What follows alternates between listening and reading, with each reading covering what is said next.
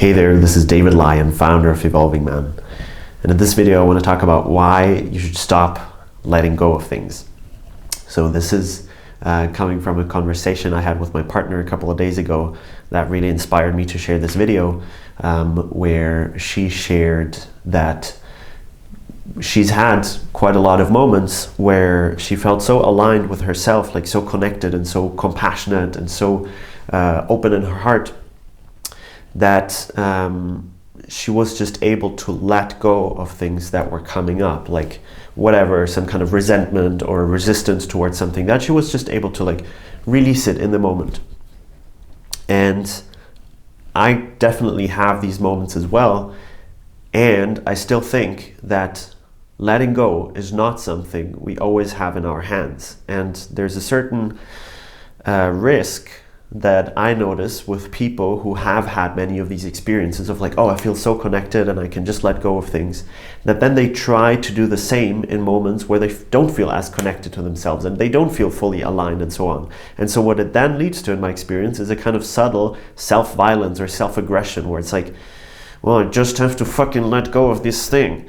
And yeah, I experience it like people get stuck in this, like, why can't I just let go of this?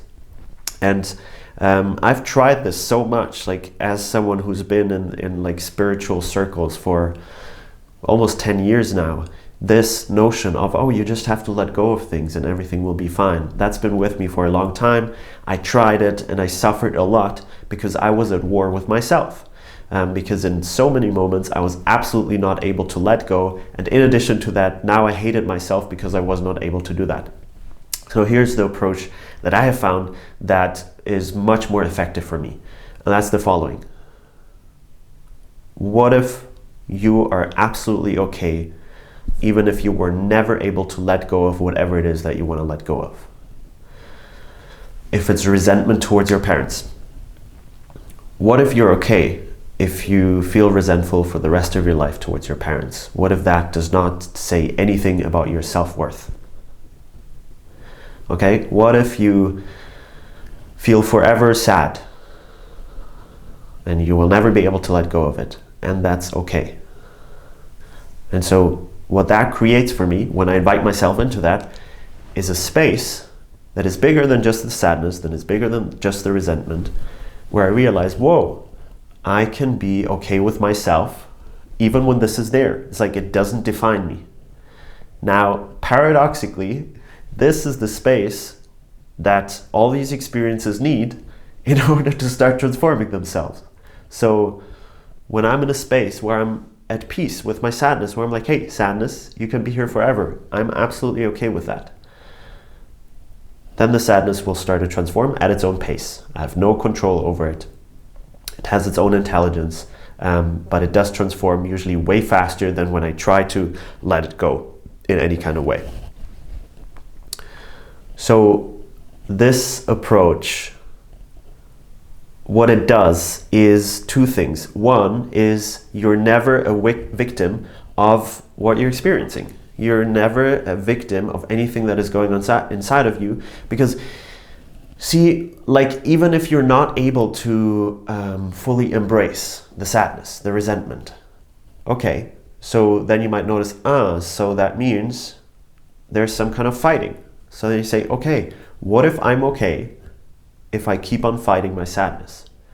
You see, like it's always just going a layer up and being like, oh, okay, I cannot just embrace my sadness right now. Can I embrace the part that is not able to embrace the sadness? Be like, oh, no, that is not working. Okay, then go a level further. And so in the beginning, it might take more time, or if it's a particularly challenging experience that is very taboo, it might take more time, but ultimately you're gonna be in this place of like, oh, I can be at peace with myself not being at peace.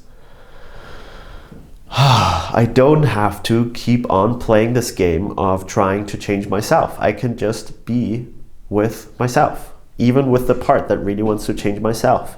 And so that, in my experience, is so much more effective than trying to let go. Because the thing is, when you practice this, what I just described, letting go will happen when it's able to happen, and it won't happen when it's not the time for it to happen. But there's not this kind of self-aggression of like, I have to change in order to be okay about myself.